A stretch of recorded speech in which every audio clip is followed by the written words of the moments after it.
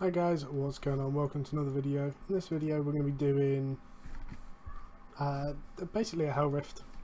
So I figured, you know what, let's record it and see what happens. So I'm not on comms, this is purely a pug. I don't think many of these have much experience when it comes to Hell Rifts either, or PvP for that matter. We're still running my Frost build. I love this build. It's so fun, it's so strong as well. So many people calling me out saying it's weak, and so many people disappointed. But yeah, so we're just going to clear through and hope there is some PvP in this. If you actually look at the timer down here, the portals despawn at 35 and respawn at 36 in terms of the in-game clock, and does the same at 05 and 06. So you can pretty much time it that if you always went into one at 35, bear in mind they don't respawn straight away, so the only way they'd respawn is if you hit that timer. The only way you'd be able to get in one at this time is if it's not been taken. If it's not been taken, then its partner portal obviously hasn't been taken either, or hasn't been taken within 5 minutes. So there's things to think about there, that you might be able to get more free Hell Rifts if you're going in at this sort of time. Because theoretically that portal that we've just... oh wow. Nice.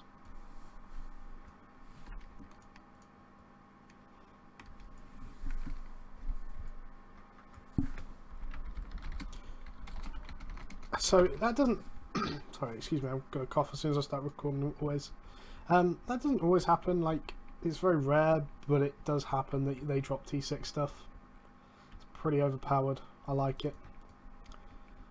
We actually got a... yeah, it was the set of Guardian boots from another one earlier, which was pretty nice because it's the one I use. So it's like, yep, shove them in the bank, ready for next time.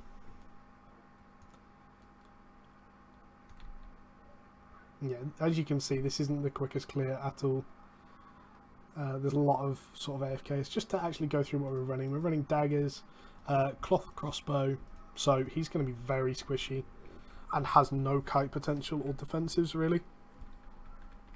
We're running a holy staff. I couldn't tell you what staff it is because, you know, inspect bug. And we're running a pole hammer. What do I think of pole hammer?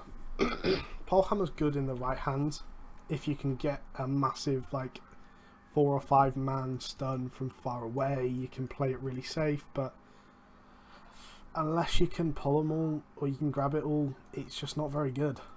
Like, there are other things that do the same job just better with an engage. Like, I wouldn't use it as in a pug group at all. I would use it with a guild group potentially, where I could orchestrate what I'm doing.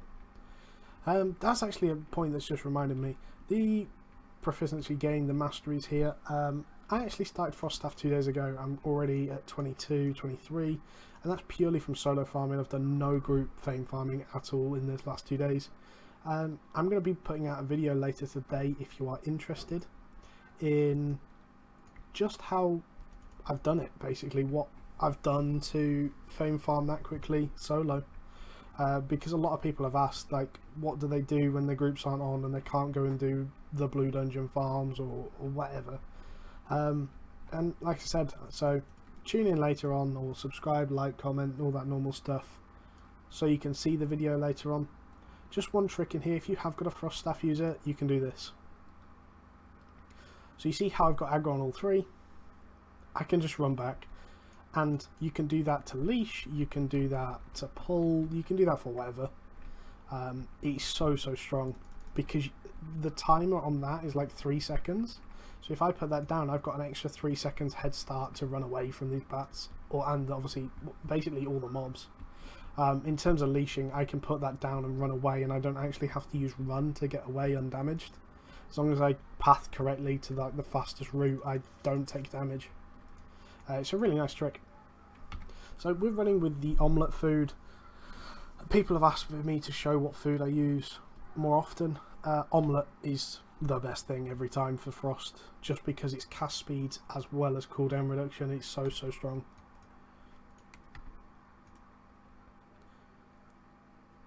Let's see if we've got some PvP. I hope so. I really I've had quite a few free hell rifts today. I'm looking forward to the PvPs. Even if we lose, it's just fun to do. On stream earlier today, we had like consistent PvP for hell rifts. Like every single hell rift we went to was contested. It was brilliant. So, to give an example of how the organised group I go with to do hell rifts go, we basically clear up on our right on the side we're on as soon as we can. We do it as quick as we can. It's really a quick run. We don't leash any pulls on the 4-pack. We pull all 4. We basically just rush through, and then we get to the middle, and we do not kill any of these roamers. The reason why is because we're confident in our positioning, and there's more of a chance that we're going to meet a pug that's going to pull one than we're going to get one. We then start immediately going to clear the enemy side with one person left sentried, typically me, because with this build they just can't do anything to me, in fairness. Okay, I don't know what they're planning on doing. Are they pulling this? What are they doing? Okay, so I know what they're doing. What they want to do is clear down to check if there's anyone here. The problem is... Oh my god, I nearly died. Oh no. The problem is that... Like, so... I'm leaving. I'm outie. So the problem is that happens. I'm slowed for a long length of time now. They're going to go and pick him off at the top. There we go. Yeah, this is just over.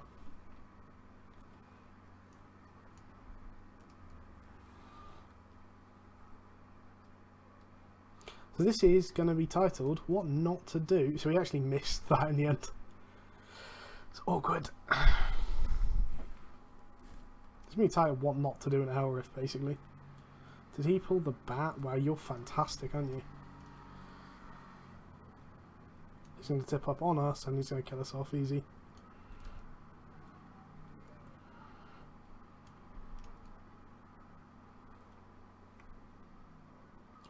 Well, these guys are trash. So in the nicest possible way, these guys are really bad. I'm actually confident I can kill this dude. If he fights me straight up, he's dead.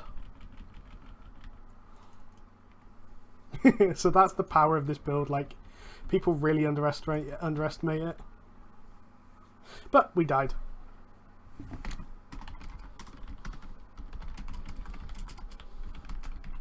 So the idea is that you clear up here as fast as you can, and that is the end of the bridge on your side. So this is where the 4 patrols are, and then obviously that's their side. The best way to do this, genuinely, from what I've seen, it pretty much just doesn't fail, is that you clear up to here as quick as you can. You kill, so you don't kill anything up here, and you just leave one sentry here and start clearing up. Or you do it on the other side, so if you've cleared up here, you run through here, you don't kill any of these 4, you leave one sentry part there, so you can see anything down here, and then you start clearing up. I've had a group that's managed to get all the way to the boss before we've seen another group, and then we've just nuked the boss as fast as we can, and it's been easy. Like, it's what it is, I suppose. But anyway, that was an experience. This is what Pug Hell Rifts are like. Do not go into a Pug Hell Rift thinking you're going to win. The best way to go into a Pug Hell Rift is think that you're not going to win and hope for the best. Like, yeah, basically think you're going to lose your gear and fight as if you're going to lose your gear. Don't just walk in expecting like, oh, I've got spares, it doesn't matter. But anyway, guys, I hope you've enjoyed this experience with me. Like, comment, subscribe. That's it, I suppose. Catch you later, guys.